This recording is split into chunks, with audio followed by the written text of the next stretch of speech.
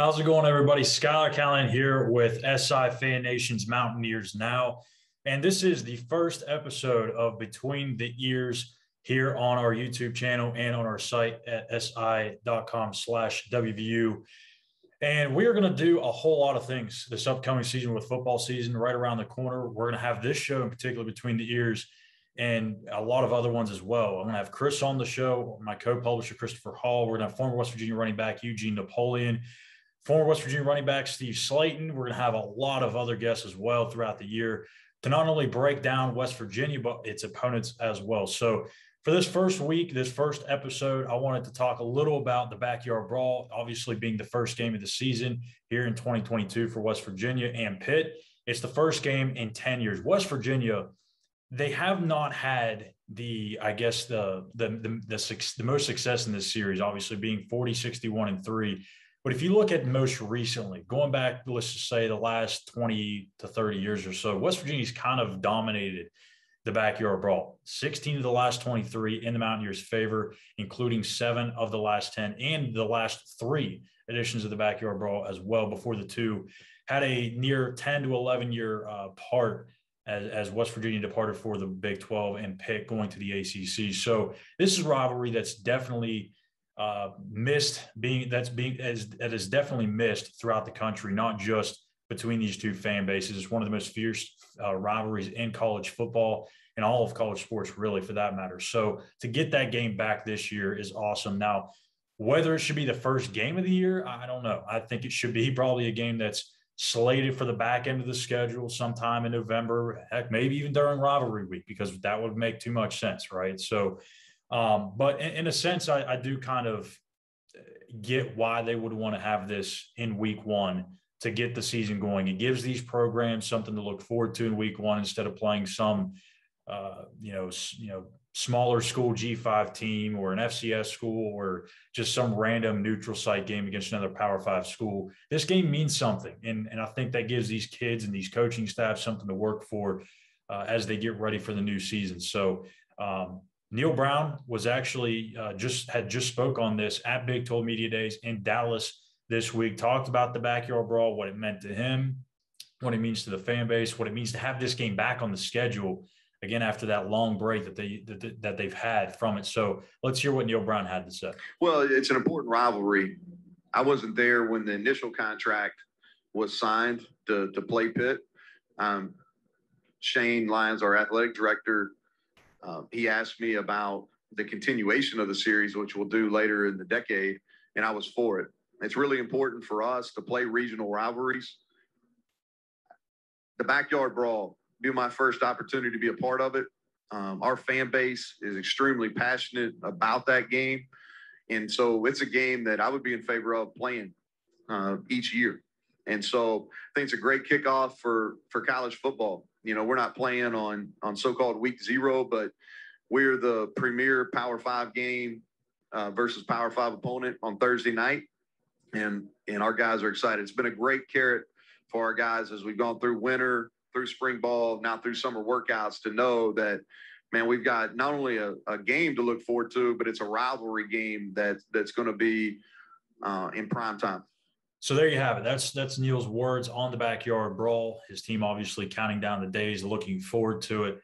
And he's 100% right. I mean, this is a game that should be played every single year, regardless of conference affiliation. We know everything going on with conference realignment right now, everything's up in the air. So it's kind of hard to imagine what this non-conference slate for West Virginia might be 4 or 5 years from now, let alone 2-3 years from now. Obviously, we've got BYU, Houston, Cincinnati, and Central Florida. They'll be coming into the Big 12 starting next summer.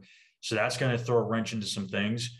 But, who knows? Does Arizona State, Colorado, Washington, Utah, are those Pac-12 schools that are kind of up in the air right now as to what their future looks like? Do they become members of the Big 12? If so, then West Virginia is going to have those teams on the docket too. So, who knows what's going to happen with conference realignment? But I think at the end of the day, Shane Lyons and Heather Likes, the AD at Pitt, they have to figure out a way to continue to keep this rivalry going. We're going to have this for the next few years. It's going to have a little bit of a pause before it comes back later in the decade. but they've got to figure something out in that little time off too that they have right now. I know that the schedules appear to be booked, but somehow they've got to figure something out.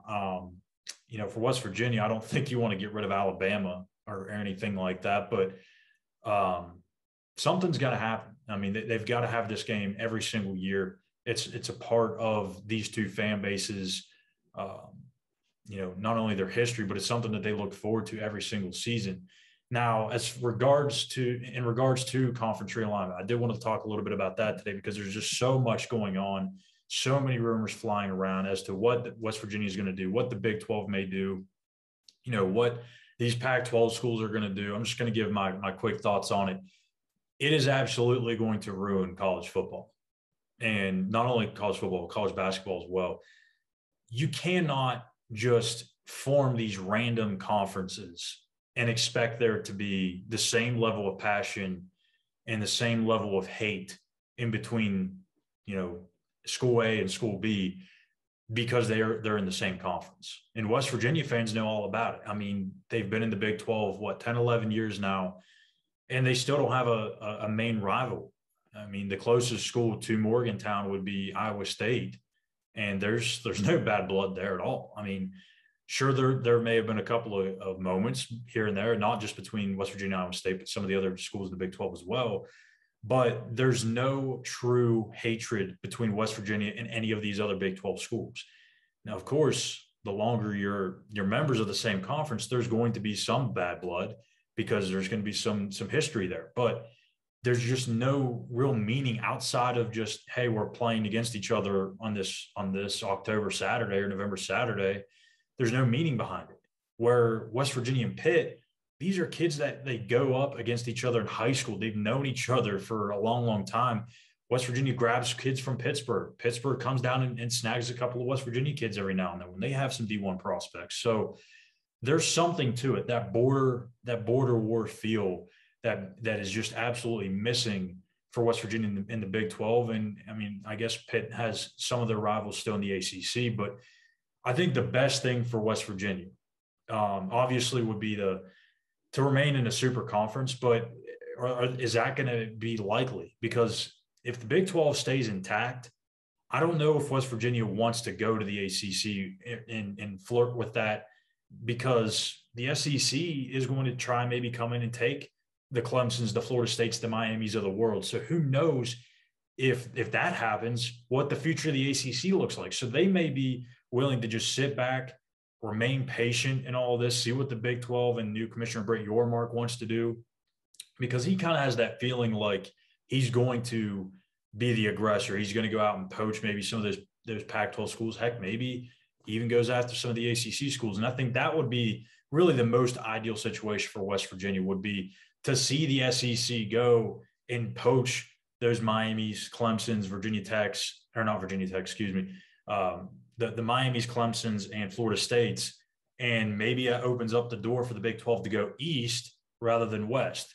And I think that would work out, because you want to find more partners, more traveling partners for UCF and Cincinnati, West Virginia. If you can grab Pitt, Virginia Tech, some of those other schools in the ACC that might be willing to leave, that would be the most ideal situation for West Virginia. But as Neil Brown pointed out just a few minutes ago, regardless as to what conference West Virginia has been in, whether it was, the Southern Conference, whether it was as an independent, as a Big East member, or the Big 12, they've always found ways to be successful. And I think in this newly constructed Big 12, there's a real shot here for West Virginia to be successful in this league and not just have a year where they make a run every 3 or 4 years. They've got a chance to be in that top group. If you've checked out our articles recently, I did an article breaking down the tiers of the new Big 12. I think West Virginia's right there. Like Oklahoma State and Baylor, they're probably going to be the top two, in this new league. But West Virginia has a chance to be right on the outside edge, looking into being in that top tier because of the success that they've had. They've had the long history of wins and BCS wins and bowl wins. And I think, too, the passionate fan base is what's going to help them recruit. They've had a lot of success recruiting under Neil Brown so far, despite being, in the Big 12, despite facing the NIL challenges, the transfer portal challenges, the conference realignment questions that are going to come into play here for some of these recruits. And they've still found ways to be successful on the recruiting trail. So I don't see why that can't translate to the field. So I think in the grand scheme of things, West Virginia's got a great opportunity to stay put in the new formed Big 12 and have success in it.